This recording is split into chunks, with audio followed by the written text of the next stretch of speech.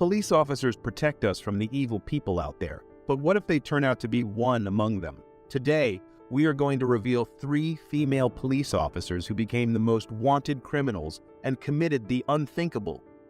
Who are these female police officers? What did they do? Rose Valentino was a highly skilled police officer who had shown her immense dislocation and hard work towards her occupation in the police service. But an incident threw her off from her good record track and cut her name forever from the Cincinnati police officer list. She said she became angry after a teenage student gave her the middle finger when she was over at Western Hills High School. She was a star looked upon by her fellow officers. Her appearance in the TLC reality tube show gained her several fans.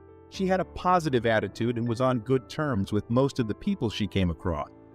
On April 5, 2022, Rose Valentino was on duty and was driving her police car. She was heading to the district police station to hand over a report when she noticed disturbing traffic caused by many cars parked near Western Hills University High School. She was in the driveway and found it very difficult to drive as these cars were linked up before her as an obstacle.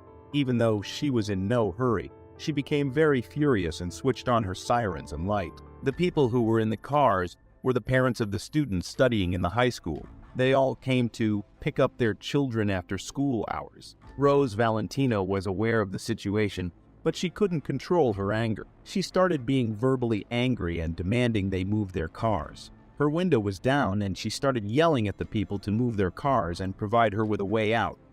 A black male student was fossa pointed with the furious behaviors of Rose Valentino Demguille. He put up his middle finger. This was spotted by those, and she became even more furious.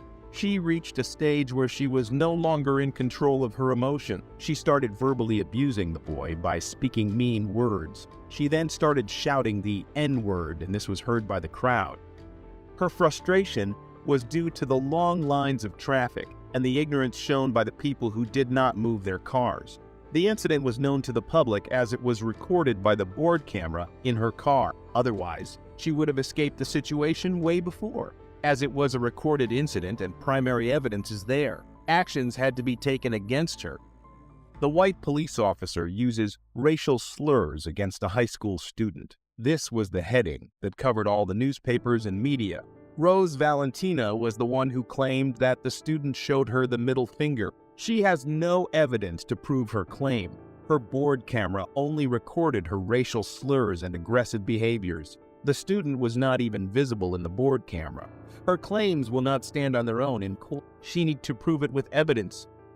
As we look into the matter, we understand that Western Hills University High School is primarily filled with black students. Around 70% of the classroom strength is occupied by black students, was the interim police officer, and she thoroughly checked the circumstances and reason for Rose to lead up to get sort of character.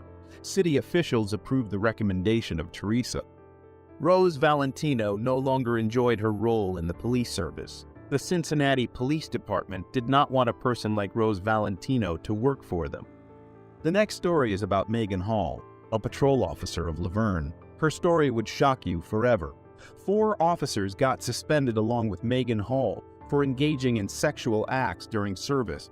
Juan Lugo Piers, Lewis Powell, Seneca Shields, and Henry T. McGowan were the 4 police officers who got the suspension. What did they do? What were the offenses they committed? Patrick Magliocco, Larry Holliday, and Gavin Schuberl were faced with immediate suspension. Jason Cole, Laverne's mayor, received information that Megan was having several affairs in her department. An investigation was conducted to find out the truth. Magliocco was the first to admit to having sex with her, and she even kissed his wife after discovering that he had an open marriage. Since the spring of 2022, Magliocco and his wife was engaging in sexual acts with Hall. They were even caught by her husband, but were not accused of anything severe. Powell was married when he had oral sex with Megan while on duty. He came to know that Hall had multiple partners, and this led him to confess his doings to his wife and come clean before her. Seneca Shields was the difficult one among these police officers, as he denied having any kind of sexual relation with Hall. When investigated further, he revealed that they were engaged in oral sex at the department's gym. They did these acts while being on duty. Holliday said that once he invited his fellow officers to his home, and they were all heavily drunk, but nothing happened in his home. Then, later on, he admitted to meeting Hall in hotel rooms and enhancing in sexual acts with her. McGowan had visited Hall's place along with his female friends, and they exposed their genitals before Hall. The Memorial Day hot tub party was the incident that led to the revelation of this major scandal. Officer Stats posted the video where they were all having fun. Magliocco forced Hall to drink vodka, and Hall was heavily intoxicated. She was unable to think in her right mind, and she took her top off at the party.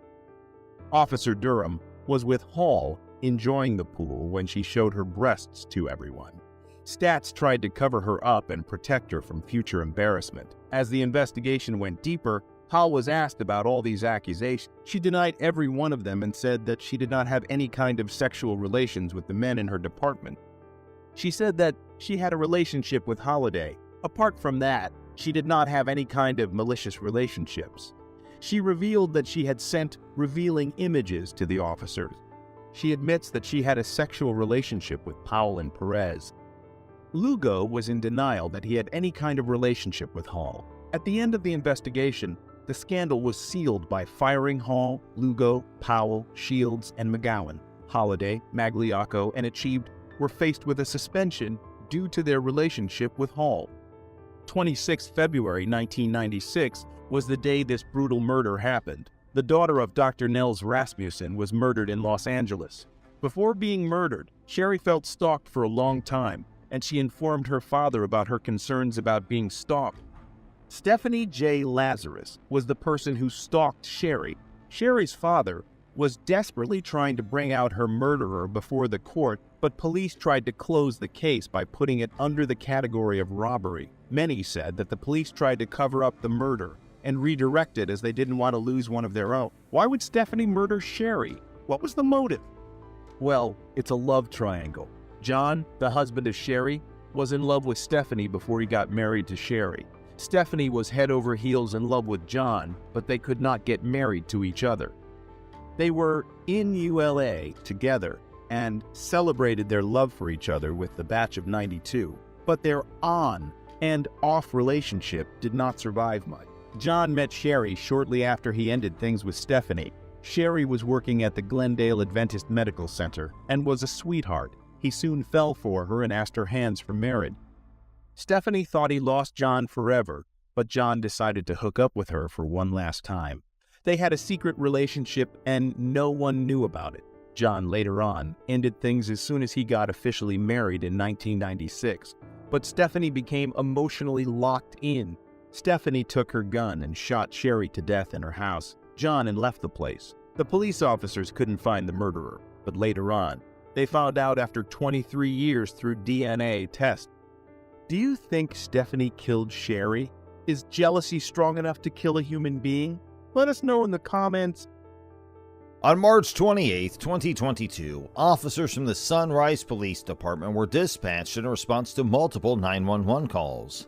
The calls claimed that Wyatt Yeager, a TikTok user better recognized as Icy Wyatt, had exhibited reckless driving behavior and assaulted another driver with a pistol in a Chick-fil-A parking lot. Subsequent events were recorded by the officers' body cameras. To get back in the car, stop blocking traffic. You literally was at someone else's car, talking to them, banging on their window. I think they called too. Yeah, woman in the car. Like beating on the window. I was like, come on, man, get back in the car, go about your day. He goes, oh, look you, this, that, I got a gun, all this. I'm like, okay, whatever. He cuts us off right here. Okay. Threw the drink at me, so I got out of the truck, obviously. Once I got out, he walks back into his car, he grabs his gun, points it at me. While the officers were in the process of interviewing the individuals who had reported the incident, Mr. Yeager himself dialed 911 to provide his perspective on the situation. He recounted the events. The officer subsequently acquired Mr. Yeager's contact information and requested a meeting with him. Like a crazy.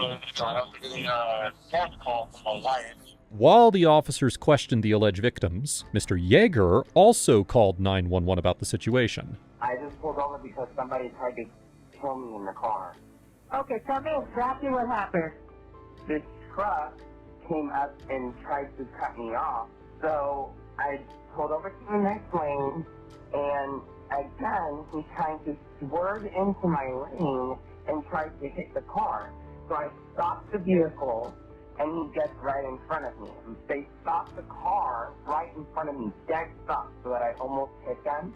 And they get out of the car like they're ready to fight. And then I had 4 guys jump out the car and say, Did they hurt you, sir? They did not hurt me because I had a gun. No. Okay, and did you put the gun back in the case, or you still have it in your hand? I just opened the glove box and I said, do you guys really want to with me right now? However, Mr. Yeager declined to meet unless he had legal representation present. Eventually, the officers located Mr. Yeager as he was departing from his residence. Approaching the scene with their firearms drawn, they instructed him put the car in park. Mr. Yeager asserted that during his arrest, the officers neglected to inform him of his Miranda rights. Put the car in park. Let's go. Put it in park. All right. Put both your hands out the window. Put your hands out the window. I don't know who I am. Nope. Get out of the car.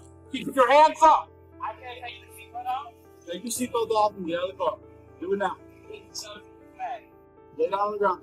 I know my rights. Get on the ground. Get on the ground or you're going to get tased. Get on the ground or you're going to get tased. Get on the ground. Get on the ground. Go. In his defense, Mr. Yeager argued that the officers were not authorized to seize his phone.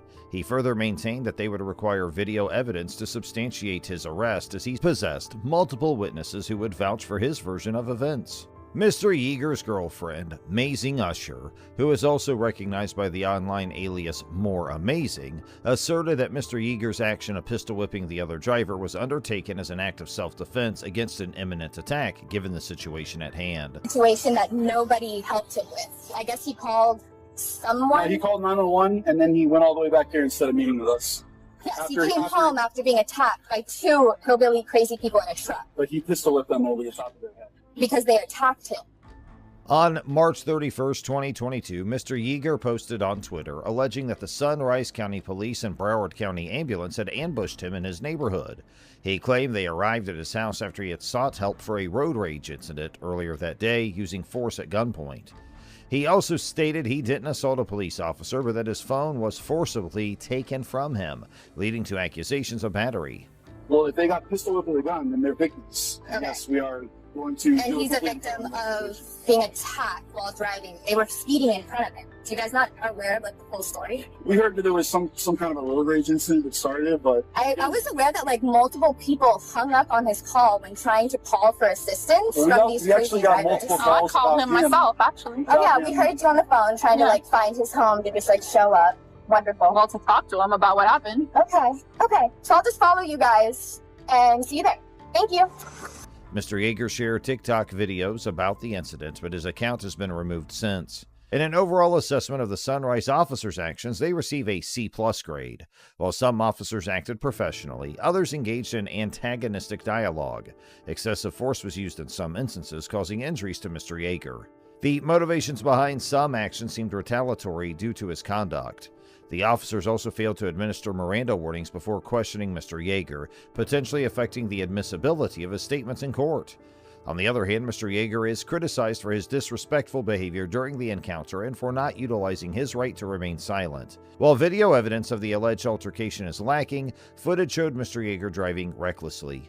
Despite his changing statements and delayed 911 calls, there may be some merit to the allegations against him in the road rage incident, given various factors. Now here's the next investigation. On July 16, 2019, Deborah Hamill, a 65-year-old grandmother, was stopped by Officer Massini from the Cashion Police Department. The reason for the stop was a broken taillight on her truck while she was driving in Cashion, Oklahoma.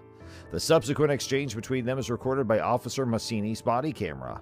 After Ms. Hamill declined to exit the vehicle, Officer Massini proceeded to remove her forcefully, resulting in her being thrown to the ground. He then made an attempt to handcuff her. However, Ms. Hamill resisted by refusing to place her hands behind her back and kicking Officer Massini. How long ago has it been like that? Probably about 6 months. Oh, okay. Well, you've had plenty of time to get it fixed. I've driven it up here a lot. Live here in town? No, my name's Hamill. I live out on Highway 74. Hamill, huh? Yeah, Hamill, huh? Related to Hank? I'm his mother. Oh, okay. Yeah, busted taillight seems to be a pattern with the Hamills. Well, y'all had a headlight out on one of your cop cars the other night. We You saw did? that? Mm-hmm. In response, Officer Massini backed away and drew his taser. When Miss Hamill tried to stand up, he discharged the taser, invoking Section 643 of the situation. Miss Hamill was informed that her decision to flee had exacerbated her legal predicament. Subsequently, she faced charges of eluding, resisting arrest, obstructing law enforcement, and assault and battery on an officer. Just looking for it. And we're Can all, you at least get the light? they've got lights on them, don't they? They do have lights in them, and they do work. Well, because- it's broken. yeah, I know it's So broken. if you hit your brake lights, that white bulb's going to blind somebody at night. Oh, okay. Well, can I That's- put red tape on it? Will that work? Yeah, but I don't think red tape's going to help you there. You don't have enough plastic to tape over. Well, you know, I kind of hate to buy one if I'm going to get the whole bed and it's going to have everything on it. I got you. You know, I just don't want to spend the money. I understand. And, you know, if I don't drive it to Texas, I don't drive it in the city. I go to Guthrie and Kingfisher. I'm going right now to check on cattle. Okay. Well, I did issue for a defective equipment. It's $80. You have till September 16th. In this scenario, it is evident that at least one of Miss Hamill's kicks connected with Officer Massini's leg, an action that a court would likely categorize as both an assault and a battery resulting in harm. Following her arrest, Miss Hamill declined medical attention but was taken to the ER for assessment before being sent to jail. Court records reveal that she was charged with assault and battery on a police officer, resisting arrest, obstructing law enforcement, and operating a vehicle with defective equipment. She pleaded guilty to the misdemeanor charges, with a felony charge dropped as part of a plea deal. Miss Hamill received a 4-year deferred sentence and was fined $50 for each count. God! Do not take off. Shut up and give me that and I'll sign it. Step out. No. We're beyond that. Do you want me Step to... out. 305 dispatch. Got one taken off.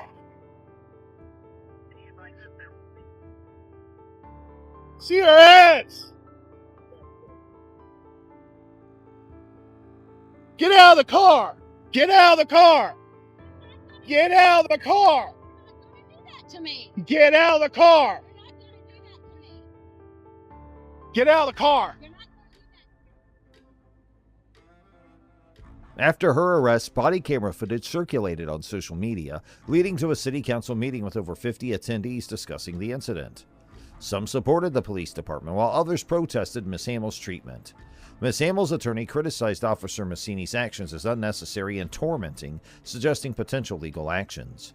Officer Massini was graded a C- for his professional demeanor, but also criticized for using a taser on an elderly woman.